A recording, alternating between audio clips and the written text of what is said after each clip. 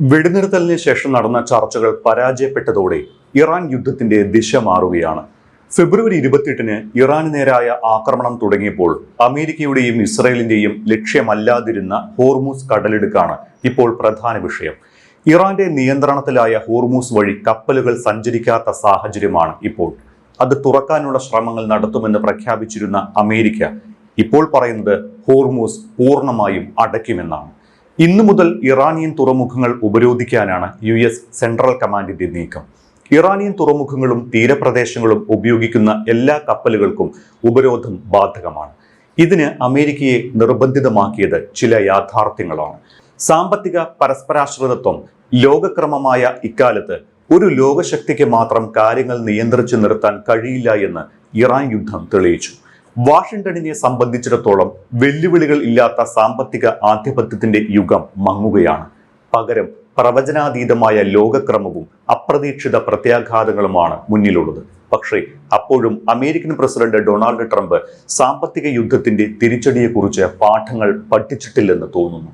കഴിഞ്ഞ 12 മാസത്തിനുള്ളിൽ ഒന്നല്ല 2 തവണ ആഗോള ഊർജ വിപണിയെ പിടിയിലാക്കാൻ നോക്കി പരാജയപ്പെട്ടു.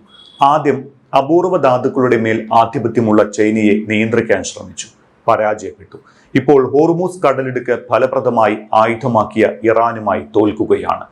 ഞായറാഴ്ച ട്രൂത്ത് സോഷ്യൽ പോസ്റ്റിൽ ഹോർമൂസ് കടലിടുക്കിലൂടെ കടന്നു പോകുന്ന എല്ലാ കപ്പലുകളും അല്പസമയം തടയുമെന്നും തന്റെ പ്രാഥമിക ലക്ഷ്യം അനധികൃത ടോൾ നൽകുന്ന കപ്പലുകളാണ് എന്നുമാണ് അദ്ദേഹം പറഞ്ഞത്.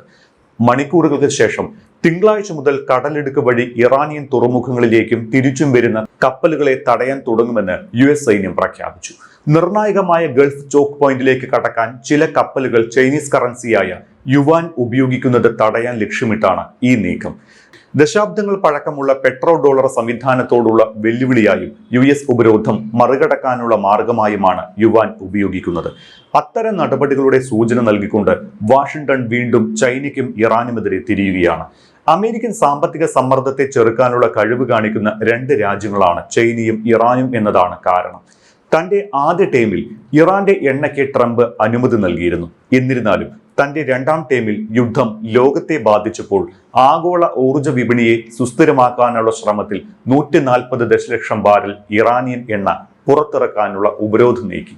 ഇപ്പോഴത്തെ ഹോർമൂസ് കടലിടുക്കിന് ചുറ്റും ഒരു നാവിക ഉപരോധം നടപ്പിലാക്കാൻ പോകുന്നു. ഇറാന്റെ എണ്ണ മറ്റ് രാജ്യങ്ങൾക്ക് നൽകാൻ അനുവാദം കൊടുത്ത ശേഷം 1 മാസത്തെ ഇളവ് അവസാനിക്കുന്നതിന് ഇനി ദിവസങ്ങൾ മാത്രമേ ശേഷിക്കുന്നുള്ളൂ. അപ്പോഴാണ് കപ്പലുകളെ തടയുന്ന തരത്തിലുള്ള പുതിയ നീക്കം വരുന്നത്. ഇത് തെളിയിക്കുന്നത് അമേരിക്ക ചെന്നുപെട്ടിരിക്കുന്ന പ്രതിസന്ധിയെയാണ്. ഇത് ഒരു വിശാലമായ യാഥാർത്ഥ്യത്തെയും പ്രതിഫലിപ്പിക്കുന്നുണ്ട്. കറൻസി പവർ മുതൽ സാങ്കേതിക വിദ്യയുടെയും അസംസ്കൃത വസ്തുക്കളുടെയും മേലും സാമ്പത്തിക യുദ്ധത്തിന്റെ ഉപകരണങ്ങളുടെ മേലും വാഷിംഗ്ടണിന് അനിഷേധ്യമായ ആധിപത്യം ഇല്ല എന്നതാണ് അത്. അമേരിക്കയ്ക്ക് മറ്റ് രാജ്യങ്ങളുടെ സഹായം ആവശ്യമില്ല എന്ന് പറയുമ്പോഴും കാനഡ പോലുള്ള പങ്കാളികളിൽ നിന്ന് ഉൾപ്പെടെ വിവിധ രാജ്യങ്ങളിൽ നിന്ന് ഇറക്കുമതി തുടരുകയാണ്. സ്റ്റേറ്റ് സെക്രട്ടറി മാർക്കോ റൂബിയോ ഉൾപ്പെടെയുള്ള മുതിർന്ന ഉദ്യോഗസ്ഥർ വിതരണ ശൃംഖലകൾ വൈവിധ്യവൽക്കരിക്കേണ്ടതിന്റെ ആവശ്യകത ഊന്നി പറഞ്ഞിട്ടുണ്ട്. ചൈനയെ US ആശ്രയിക്കുന്നതിലും അത് വിദേശ നയത്തിന് ഉയർത്തുന്ന അപകട സാധ്യതകളിലും റൂബിയോ ആശങ്ക പ്രകടിപ്പിച്ചിരുന്നു. ചൈനയുടെ അപൂർവ ധാതുക്കളുടെ കയറ്റുമതി നിയന്ത്രണങ്ങളെ തുടർന്ന് US കാർ നിർമ്മാതാക്കൾ ക്ഷാമം കാരണം ഉൽപാദനം നിർത്തിയിരുന്നു. ആഭ്യന്തര അപൂർവ ധാതു ഉൽപാദനത്തിൽ നിക്ഷേപിക്കാൻ ട്രംപ് ഭരണകൂടത്തെ ഇത് പ്രേരിപ്പിച്ചു. ചൈനയിൽ നിന്ന് അകലം പാലിച്ചുകൊണ്ട് ധാതു വിതരണ ശൃംഖലകൾ വൈവിധ്യവൽക്കരിക്കുന്നതിനായി പാകിസ്ഥാനുമായി ഇടപാടുകൾ ഉറപ്പാക്കാനുള്ള വൈറ്റ് ഹൗസിന്റെ നീക്കം ഇതിന് ഉദാഹരണമാണ്. സാങ്കേതിക AI മേഖലകളെ ശക്തിപ്പെടുത്തുന്ന നിർണായക വസ്തുക്കളാണ് അപൂർവ ധാതുക്കൾ. തന്റെ പ്രസിഡൻസി കാലത്തുടനീളം ഇറാൻ, വെനസ്വേല, ചൈന തുടങ്ങിയ രാജ്യങ്ങളിൽ ട്രംപ് ഇടയ്ക്കിടെ സാമ്പത്തിക ഉപരോധം പ്രയോഗിച്ചു. സാങ്കേതിക വിദ്യ മറ്റ് രാജ്യങ്ങൾക്ക് നൽകുന്നതിന് നിയന്ത്രണവും ഏർപ്പെടുത്തി. പക്ഷേ അമേരിക്കയുടെ താരിഫുകൾക്ക് പ്രതികാരമായി ചൈന അപൂർവ ധാതുക്കളുടെ കയറ്റുമതി നിയന്ത്രിച്ച് തിരിച്ചടിച്ചു. ചൈനയുടെ ആ നീക്കം അപ്രതീക്ഷിതമായിരുന്നു. ഇപ്പോഴത്തെ ഹോർമൂസ് കടലിടുക്കിലെ തടസ്സങ്ങൾ എണ്ണ വിപണിയെ ഉലച്ചപ്പോഴും വില ബാരലിന് $140 കടന്നപ്പോഴും ട്രംപ് ഭരണകൂടം അതിനെ നേരിടാൻ തയ്യാറായിരുന്നില്ല എന്ന് വ്യക്തമാണ്. ഹോർമൂസിൽ ഉപരോധം വന്നാൽ രാജ്യാന്തര ക്രൂഡ് ഓയിൽ വിപണിയിൽ പ്രതിദിനം 1.5 മുതൽ 1.7 ദശലക്ഷം ബാരൽ ഇറാനിയൻ ക്രൂഡ് ഓയിലിന്റെ കുറവുണ്ടാകും. ഇത് ക്രൂഡ് വില വീണ്ടും കൂടാൻ ഇടയാക്കാനും ഇതിനോടകം സമ്മർദ്ദത്തിലായ വിപണിക്ക് കൂടുതൽ ആഘാതമുണ്ടാക്കുകയും ചെയ്യും. ഹോർമൂസ് കടലിടുക്ക് പിടിച്ചെടുക്കുമെന്നും ഹോർമൂസിലേക്ക് കടക്കാൻ ശ്രമിക്കുന്ന കപ്പലുകളെ നേരിടാൻ ലോകത്തിലെ മികച്ച US നാവികസേനയെ വിന്യസിക്കുമെന്നുമുള്ള ഭീഷണി മുന്നറിയിപ്പ് ഒരേ സമയം യുദ്ധത്തിലേക്കും ആഗോള ഇന്ധന പ്രതിസന്ധിയിലേക്കുമാണ് വിരൽ ചൂണ്ടുന്നത്. ആഗോള എണ്ണ നീക്കത്തിന്റെ 20% നടക്കുന്ന ഹോർമൂസ് ഉപരോധിക്കാനുള്ള തീരുമാനം ആഗോള വിപണിയെയും സുരക്ഷയെയും സാരമായി ബാധിച്ചേക്കുമെന്നാണ് സൂചന. ഹോർമൂസിൽ ഇറാൻ സ്ഥാപിച്ചിട്ടുള്ള മൈനുകൾ നീക്കം ചെയ്യാൻ US നാവികസേന നടപടി ആരംഭിക്കുമെന്നും അമേരിക്കൻ സേനയ്ക്കോ സമാധാനപരമായി പോകുന്ന കപ്പലുകൾക്കോ നേരെ ഇറാൻ വെടിയുതിർത്താൽ ശക്തമായി തിരിച്ചടി നൽകുമെന്നും ട്രംപ് മുന്നറിയിപ്പ് നൽകിയിട്ടുണ്ട്. ഇത് ആഗോള വിപണിയുടെ സുരക്ഷയെ സാരമായി ബാധിക്കുമെന്ന ആശങ്ക ജനിപ്പിച്ചിട്ടുണ്ട്. ട്രംപിന്റെ ഭീഷണിക്ക് പിന്നാലെ US യുദ്ധക്കപ്പലിന് മുന്നറിയിപ്പ് നൽകിയ ശേഷം ഹോർമൂസിൽ നിന്ന് പിൻവാങ്ങാൻ നിർബന്ധിക്കുന്ന ദൃശ്യങ്ങൾ ഇറാൻ പുറത്തുവിട്ടിട്ടുണ്ട്. ഇത് ഇറാന്റെ സെപ്പ നാവികസേനയാണ് എന്നും ദിശ മാറ്റി ഇന്ത്യൻ മഹാസമുദ്രത്തിലേക്ക് മടങ്ങിപ്പോയില്ലെങ്കിൽ ആക്രമിക്കേണ്ടി വരുമെന്ന് IRGC പ്രതിനിധി മുന്നറിയിപ്പ് നൽകുന്നുണ്ട് ദൃശ്യങ്ങളിൽ. മറുപടിയായി അമേരിക്കൻ യുദ്ധക്കപ്പലിൽ നിന്ന് ഇത് 121 സൈനിക സംഖ്യ യുദ്ധക്കപ്പലാണ്, രാജ്യാന്തര നിയമം അനുസരിച്ചാണ് നീങ്ങുന്നത്, നിങ്ങൾക്ക് യാതൊരു വെല്ലുവിളിയുമില്ല എന്ന് ഒരു സ്ത്രീ ശബ്ദവും കേൾക്കാം. നയതന്ത്ര ചർച്ച തീരുമാനമാകാതെ പിരിഞ്ഞതിന് തൊട്ടു പിന്നാലെയാണ് ഇറാന്റെ വിവിധ മാധ്യമങ്ങളിലൂടെ ഈ വീഡിയോ പുറത്തു വന്നത്.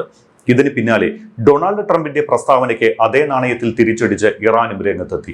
സമുദ്ര ഇടനാഴിയിൽ ഉണ്ടാകുന്ന ഏതൊരു ആക്രമണത്തെയും അതിശക്തമായി നേരിടുമെന്ന് ഇറാന്റെ റവല്യൂഷണറി ഗാർഡ്സ് പറഞ്ഞു. തങ്ങളെ വെല്ലുവിളിക്കാൻ ശ്രമിക്കുന്ന ഏത് ശത്രുവിനെയും ഹോർമൂസ് കടലിടുക്കിലെ മരണച്ചുഴിയിൽ കുടുക്കുമെന്നാണ് റവല്യൂഷണറി ഗാർഡ്സിന്റെ മുന്നറിയിപ്പ്. അമേരിക്കൻ ഭീഷണിയെ പുച്ഛിച്ചു തള്ളിയ ഇറാൻ റവല്യൂഷണറി ഗാർഡ്സ് കടലിടുക്കിന്റെ പൂർണ്ണ നിയന്ത്രണം തങ്ങൾക്കാണ് എന്നും തങ്ങളുടെ സമുദ്ര അതിർത്തി ലംഘിക്കാൻ ആരെയും അനുവദിക്കില്ല എന്നും എക്സിലൂടെ പറഞ്ഞിട്ടുണ്ട്. എന്താണ് ഇസ്ലാമാബാദിൽ നടന്ന ചർച്ചകളിൽ സംഭവിച്ചത് എന്നാണ് അന്താരാഷ്ട്ര സമൂഹം ഇപ്പോൾ ഉറ്റുനോക്കുന്നത്. ചർച്ച പരാജയപ്പെട്ടത് അപ്രതീക്ഷിതമല്ല. തുടങ്ങുന്നതിന് മുൻപേ പരാജയപ്പെട്ടു എന്ന് കരുതാവുന്ന വിധം വിരുദ്ധ നിലപാടുകളുമായാണ് ബന്ധപ്പെട്ടവർ ചർച്ചയ്ക്കെത്തിയത്. നേരത്തെ പാക് മധ്യസ്ഥതയിൽ തന്നെ നിലവിൽ വന്ന വെടിനിർത്തൽ ഇസ്രായേലിന്റെ ലെബനാൻ അതിക്രമങ്ങൾ കാരണം ഏകദേശം തന്നെ പൊളിഞ്ഞിരുന്നു. ഇറാനെയും അമേരിക്കയെയും ഒരു മേശയ്ക്ക് ചുറ്റും ഇരുത്തുന്നതിൽ പാകിസ്ഥാൻ വിജയിച്ചുവെങ്കിലും ഒത്തുതീർപ്പിന് നിർബന്ധിക്കാനുള്ള സ്വാധീനശേഷി അതിനില്ലായിരുന്നു. 20 മണിക്കൂറിൽ അധികമാണ് ചർച്ച നടന്നത്. ഇറാൻ മുന്നോട്ട് വെച്ച നിർദ്ദേശങ്ങളടക്കം ചർച്ചയാകുകയും ചെയ്തു.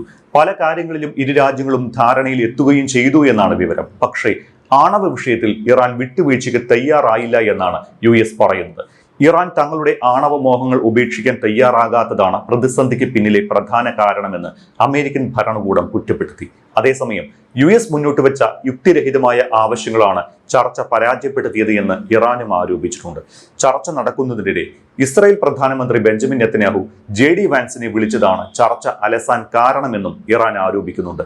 നെതന്യാഹു വാൻസിനെ വിളിച്ചത് ചർച്ചയുടെ ശ്രദ്ധ അമേരിക്ക ഇറാൻ വിഷയങ്ങളിൽ നിന്ന് ഇസ്രായേലിന്റെ താൽപര്യങ്ങളിലേക്ക് മാറാൻ കാരണമായി എന്നും യുദ്ധത്തിലൂടെ നേടാൻ കഴിയാത്തത് ചർച്ചാമേശയിൽ നേടിയെടുക്കാനാണ് അമേരിക്ക ശ്രമിച്ചത് എന്നും അബ്ബാസ് അരാക്ചി പറഞ്ഞിട്ടുണ്ട്. രാജ്യത്തിന്റെ താൽപര്യങ്ങളും പരമാധികാരവും സംരക്ഷിക്കാൻ ഇറാൻ സന്നദ്ധമാണ് എന്നുകൂടി അബ്ബാസ് അരാക്ചി പറയുകയുണ്ടായി. അതേസമയം നെതന്യാഹു വാൻസിനെ വിളിച്ചതിനെ കുറിച്ച് പ്രതികരിക്കാൻ അമേരിക്ക ഇതുവരെ തയ്യാറായിട്ടില്ല. 2 ആഴ്ചത്തെ വെടിനിർത്തൽ അവസാനിക്കാൻ 9 ദിവസങ്ങൾ മാത്രം ബാക്കി നിൽക്കെ ചർച്ച പരാജയപ്പെട്ടത് മേഖലയിൽ വീണ്ടും ആശങ്ക വർദ്ധിപ്പിച്ചിട്ടുണ്ട്.